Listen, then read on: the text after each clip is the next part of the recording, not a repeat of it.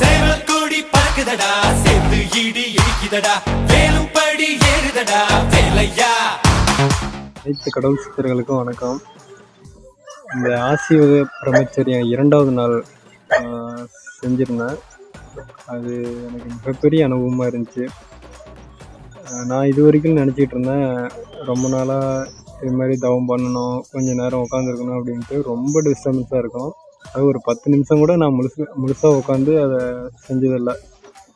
ஆனால் இந்த முறை நான் சரி கண்டிப்பாக இதை நம்ம செஞ்சாகணும் அப்படின்னு சொல்லிட்டு முழு முயற்சியாக ஒரு மணி நேரம் நம்ம சும்மா தான் இருந்து பார்ப்போமே அப்படின்னு சொல்லிட்டு உட்காந்துருந்தேன். மிகப்பெரிய அனுபவமாக இருந்துச்சு. முதல்ல இந்த ஐயா வீடியோவில் சொன்ன மாதிரி கால் வலிக்குது பாரு, காலை கொஞ்சம் நவுத்தி வைக்கலாம், அதே மாதிரி கொசு பறக்குது பாரு, அதை ஓட்டி விடலாம், இப்படிலாம் பல விதமாக எனக்கு தொடர்ந்து சொல்லிக்கிட்டே இருந்துச்சு நம்ம உள் மனசு.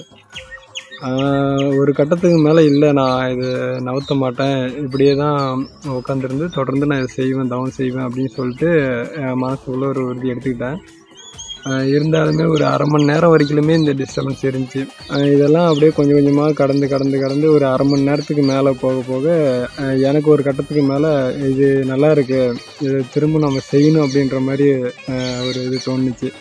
தவம் பண்ணிகிட்டே இருக்கும்போது ஒரு 3/4 மணி நேரம் அதுக்கு மேலே ஆக அலாரம் அடிக்குதா பாரு, இல்லை ஒரு வேளை அலாரம் சரியாக செட் பண்ணலையா, ஒரு வேளை செல்லு மறந்துடுச்சா, அந்த மாதிரிலாம் எனக்கு பக்கமாக ஆக ரொம்ப இது மாதிரி சொல்லிகிட்டே இருந்துச்சு.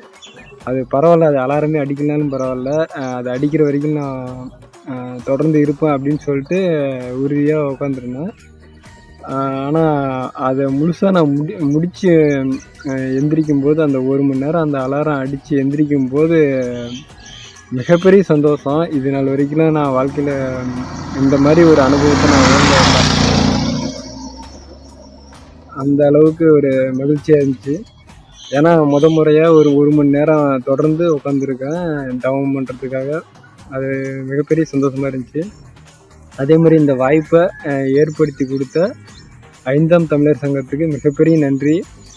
இதை தொடர்ந்து பண்ணுங்கள், எல்லாருமே இந்த அனுபவத்தை உணருங்க. ஏன்னா நம்ம வாழ்க்கையில் எவ்வளோ நாள் எத்தனையோ நாள் இதை செய்யணும்னு நினச்சிருப்போம். இதை ஒரு வாய்ப்பாக பயன்படுத்தி எல்லோரும் பயன்பெறணும்னு நான் மகிழ்ச்சியோடு தெரிவிச்சுக்கிறேன். ரொம்ப நன்றி.